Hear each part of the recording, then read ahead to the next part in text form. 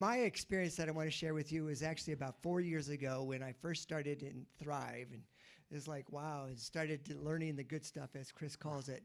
And it was one day I was actually on my way to work, and in my mind, in the back of my head, I'm thinking, oh, here we go again. I have this meeting that I have to go to. And I was thinking to myself, is this going to be one of those meetings where I leave it in a good place or I leave it embarrassed that I said something and reacted inappropriately and ashamed of myself of the things that I did at the meeting? And so I'm just like going, oh, I had this feeling of dread and that sinking in my heart and just an apprehensiveness of really wanting to be in the meeting.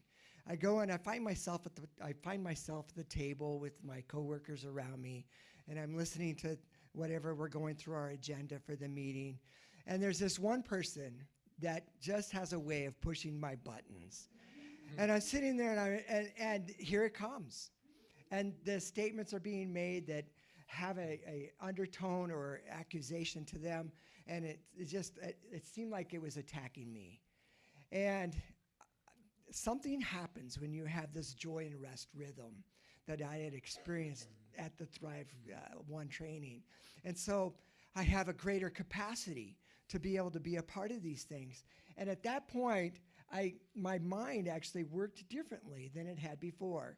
And instead of trying to defend myself and trying to come up with ways in my mind of how can I say this just right so that I can come away from this experience or this situation in the meeting of not coming out bad, and how do I need to defend myself, I actually ended up saying, wow, you've given me something to think about.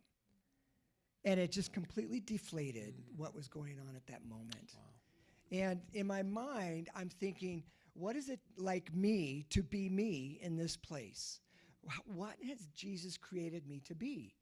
And that was when I was actually able to look at this person and see the maturity level, and that this is where they're operating in an immature situation, immature, and that doesn't have to draw me into this thing where, as you were talking, one person gets angry, and then the next person gets angry, and then you both become unrelational.